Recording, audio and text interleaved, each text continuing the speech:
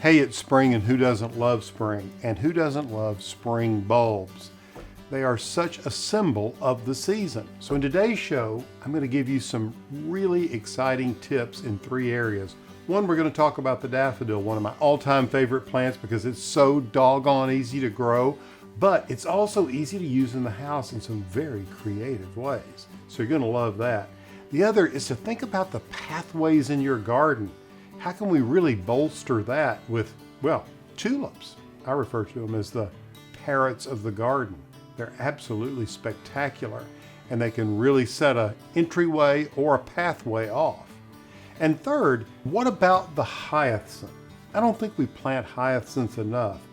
They have such an incredible fragrance, but using hyacinths like some of these other spring bulbs in containers is the deal.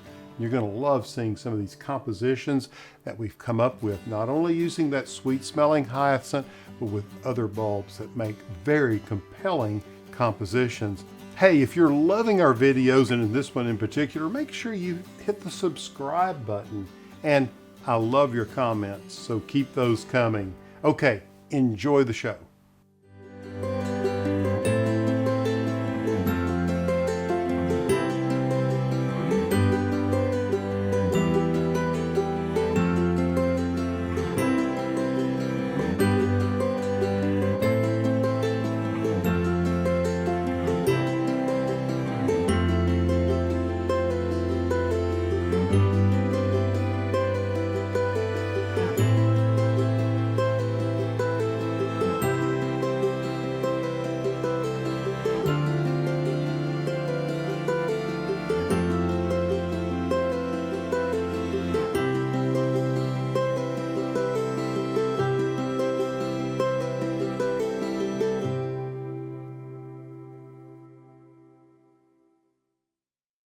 So tell me, what bulb matches your personality?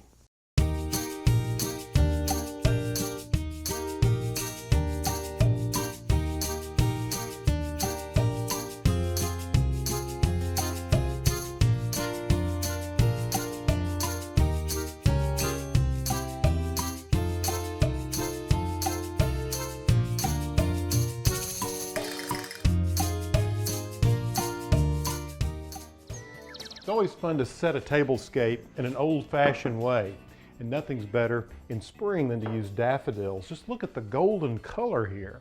Now, even though our theme is old-fashioned cooking, I wanted there to be a color theme for the tablescape. Obviously, we have yellow, but one of the best colors I find with yellow is blue. So I have this accented with blue napkins, and then everything else is very neutral here. We have brown, black, pewter, and even dark gray. And I've lightened it up just a little bit with these placemats, which are sort of a wheaten color. And if you take a look at the tableware, the forks and knives have bone handles, which also echo that same color as the placemat. These are 19th century. Typically, forks had 3 prongs, as you can see here, and much smaller than what we use today. This tablescape is filled with all kinds of yard sale and flea market finds, like these little cast iron containers like this one, and this one even has a little lid on it. And even big Dutch ovens. This will be perfect for serving up some of my lamb stew. And I've also used for the vases all different kinds of things to hold the flowers. Wine crafts, old medicine bottles, even mason jars.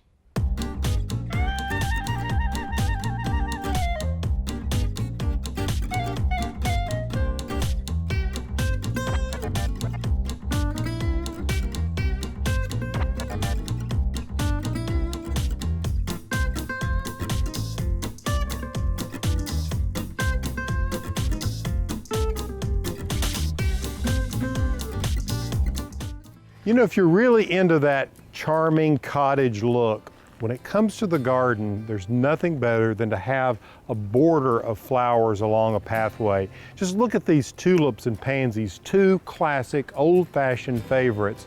But what's so interesting, I think, if you want to create mystery in a garden, suspense, intrigue, if you want to draw a visitor through, if you can come through a hedge or a gate, and on this side have one colorway, and then you come through here, and then boom, you see an entirely different colorway. What a surprise. But I just want to point out one thing. Yes, it's a different colorway, but there are 3 different types of tulips used here. On the other side of the gate, there was a white, a yellow, and an orange. Here, there's a pink, a purple, and an orange. You see, the orange is what connects one colorway pathway border to the next border. That's what we have here. And then take a look over here underneath the bell, because it's the same colorway that I was talking about. And you can see the importance of that orange in here, which I think really is such a warm tone. So you have this contrast between these cool reds and pinks with this orange, the warm colors. That's what makes it so brilliant and attractive to us visually.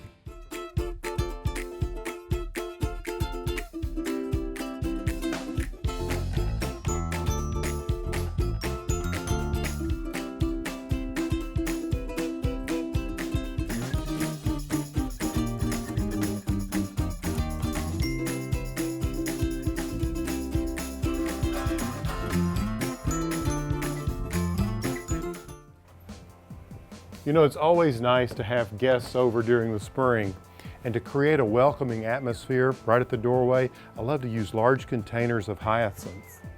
Their colorful blooms and bright, crisp fragrance is a cheerful way to greet guests when they arrive. Just pot up lots of hyacinths in the fall, and then in the spring, as they come up in bloom, anyone coming to visit you will be able to enjoy their beauty. For more ideas on how to use bulbs in your garden, landscape, and home, visit my website, pallinsmith.com.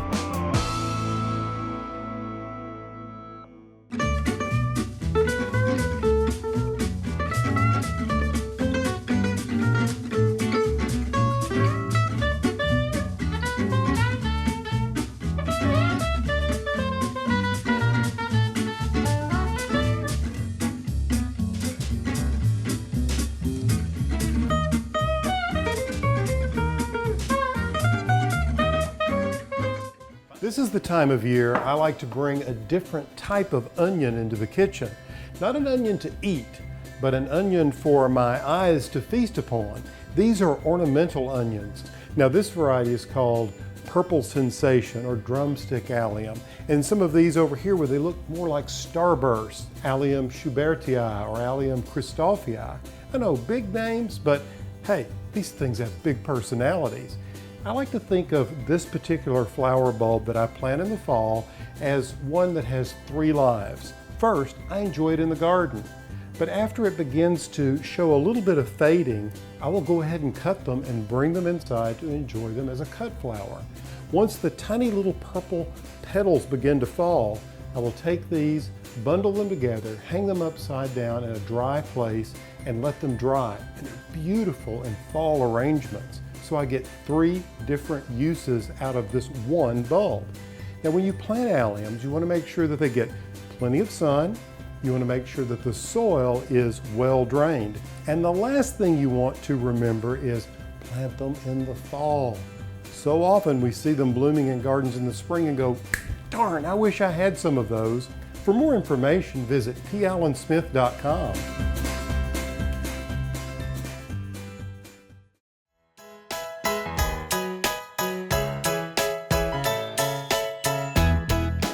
Hey, if you like this video, comment below and subscribe to my channel.